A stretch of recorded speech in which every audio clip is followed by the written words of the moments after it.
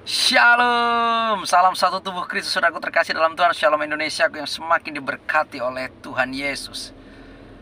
Bagaimana kabar saudaraku terkasih dimanapun saat ini berada? Doa saya untuk seluruh saudaraku seiman semakin kuat, semakin giat, semakin melayani, dan semakin diberkati di dalam dan oleh Tuhan Yesus Kristus. Untuk seluruh saudaraku sebangsa dan setanah air, semakin bangkit menjadi pemenang, semakin berdoa untuk Indonesia tetap aman, dan semakin bergerak untuk mempertahankan Indonesia Raya. Gemah ripah lo jinawi, bineka tunggal ika. Saudaraku terkasih dalam Tuhan dan juga sebangsa dan setanah Indonesia, beberapa hari yang lalu saya menyaksikan video TikTok dari Bosman Mardigu. Ya, saya jujur salah satu orang yang suka dengan narasi-narasi, dengan video-video, dengan pendapat-pendapat dan pandangan-pandangan dari Bosman Mardigu, karena sangat baik dan juga memberi pencerahan dengan data dan fakta yang sangat baik disampaikan dan mampu memberikan tambahan pengetahuan dan informasi yang baik untuk kita masyarakat Indonesia. Di dalam VT yang singgah di beranda saya dan saya saksikan secara menyeluruh, saya sangat setuju dengan pendapat beliau bahwa orang yang mabuk agama, orang yang hidupnya mabuk agama, dididik dengan pengajaran yang mabuk agama tanpa disertai dengan pengetahuan dan intelijensia yang baik akan merusak kehidupan orang itu. Ternyata dalam video yang disampaikan oleh Bosman Mardigu dikatakan negara yang paling aman, paling ramah, paling maju, paling damai, paling sukacita, paling senang adalah bukan negara religi atau negara yang berdasarkan agama. Segala sesuatu dilarang untuk hal-hal yang dunia, padahal kita masih hidup di tengah-tengah dunia ini.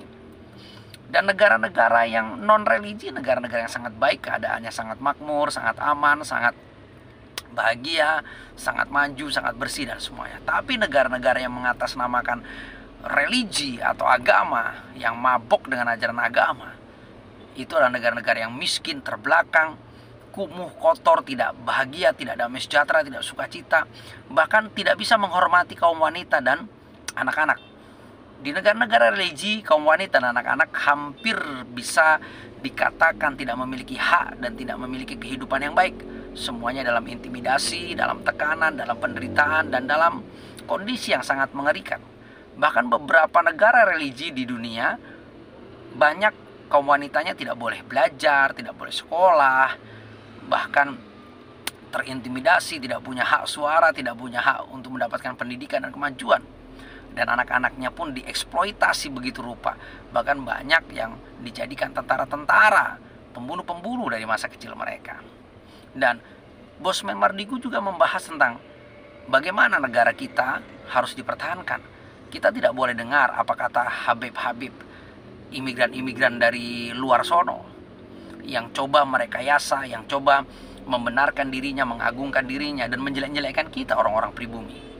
Wow, saya sangat tidak menerima jika ada Habib, imigran-imigran yang numpang hidup di bangsa kita, negara kesatuan Republik Indonesia, tapi menjelek-jelekkan bangsa kita, menjelek-jelekkan sejarah kita, menjelek-jelekkan kiai-kiai kita, ulama-ulama kita, sesepuh-sesepuh pendiri-pendiri bangsa kita. Oh, saya sangat tidak setuju dengan hal itu. Mereka numpang di negeri kita. Layaknya orang numpang harus tahu adat lah dan tahu adab. Dan jangan suka bikin cerita dongeng, mengada-ada terus, membesar-besarkan, meninggi-ninggikan dirinya dan golongannya, dan merendahkan kita, orang-orang pribumi negara kesatuan Republik Indonesia. Jadi mari kita saudaraku bangkit, kita jaga NKRI, kita bangkit, kita tolak ajaran-ajaran dari para imigran, kita tolak ajaran-ajaran daripada orang asing-asing, asing-asing, ante-ante yang tidak tahu kebenaran bangsa kita, yang tidak berjuang untuk bangsa kita, dan tidak memiliki merah darahku dan putih tulangku. Jadi mari kita, saudaraku seiman dan juga saudaraku sebangsa dan setanah Indonesia, mari kita berjuang untuk iman kita dan untuk Indonesia Raya.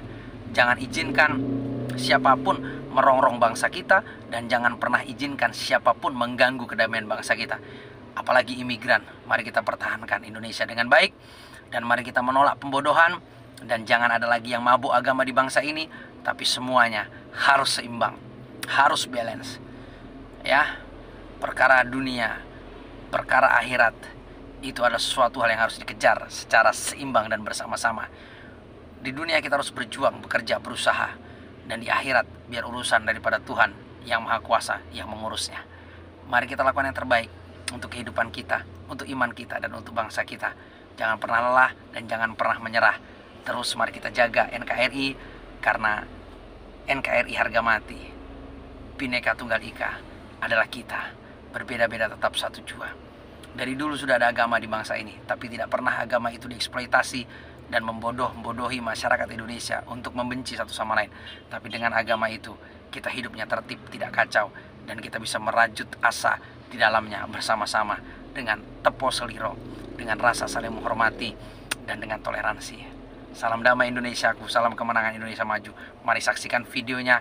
Mohon izin Bosman Mardigu, saya ambil videonya untuk saya saksikan di YouTube saya. God bless Bosman Mardigu. God bless Indonesia. Tuhan berkati. Shalom. Kita mereview fakta. Mengapa negara religius ekonominya tidak maju, sementara negara yang paling tidak religius ekonominya sangat maju? Mengapa negara yang religius korupsinya tinggi, sementara negara yang tidak religius korupsinya rendah? Dan kalau yang disebut negara religius itu 80%-nya adalah negara muslim. Ini adalah fakta data. Ada yang komentar lain sejauh ini, atau ada yang tidak setuju dengan data ini? Baik, kita lanjutkan. Mengapa negara yang paling aman untuk wanita dan pendatang adalah negara non-religius, sementara negara yang religius sangat tidak aman untuk pendatang dan wanita? Negara yang paling bersih di dunia adalah negara non-religius, sementara negara religius sangat jorok.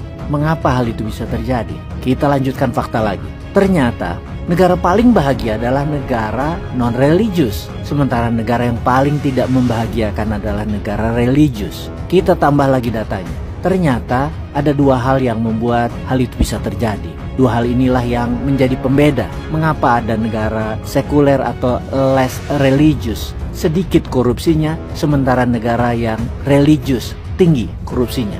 Dua hal ini adalah masalah edukasi dan masalah IQ. IQ di negara non-religius yang sekuler rata-rata di atas 100, sementara IQ negara religius di bawah 85. Yang kedua adalah tingkat pendidikan tinggi, di mana negara sekuler non-religius penduduknya dengan edukasi sarjana di atas 40%, sementara penduduk di negara religius di bawah 10%-nya yang beredukasi sarjana untuk ilmu sains dan teknologi. Yang jadi pertanyaan sekarang, apakah ada korelasi antara doktrin agama dengan sains dan teknologi?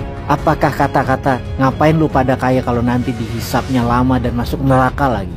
Ngapain belajar coding komputer, orang dikubur nanti nggak ditanya? Ngapain belajar fisika, orang nanti yang ditanya cuman sholat? Ngapain lu anak perempuan sekolah tinggi-tinggi nanti juga cewek urusannya di dapur sama ngurus anak di rumah?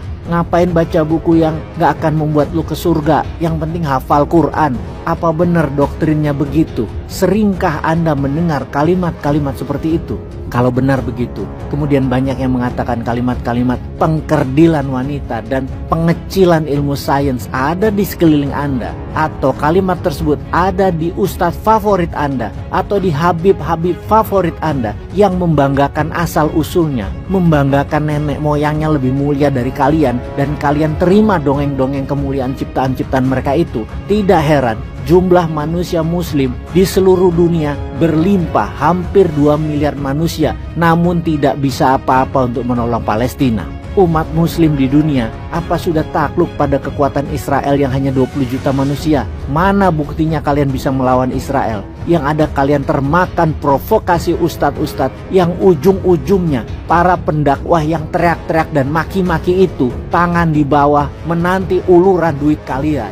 Baiklah, lanjutkan jadi negara korupsi aja nih Indonesia. Karena IQ jongkok dipelihara dengan doktrin akhirat, dibiarkan umat tetap dungu dan miskin karena lebih penting doktrin agama, lebih penting akhirat, yang umat tidak boleh mikir dunia dan politik, gak boleh mikir kemakmuran, tapi harus mementingkan leluhur Habib-Habib yang juga mementingkan ustadz-ustadz yang perlu Pajero dan Alphard. Gak penting tuh belajar coding, gak penting belajar sains, gak penting belajar nuklir, IT, dunia digital, gak penting. Gak ada itu semua di zaman Rasulullah. Kalian itu bid'ah kalau melakukan apa yang tidak Nabi lakukan. Kok bisa begitu ngomongnya dan kalian terima lagi? Aduh, maaf sobat, gua misu-misu.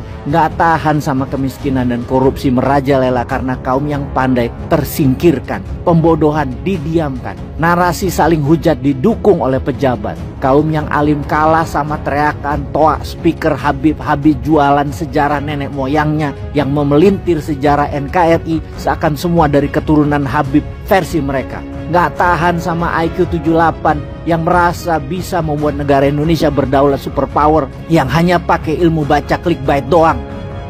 Peace.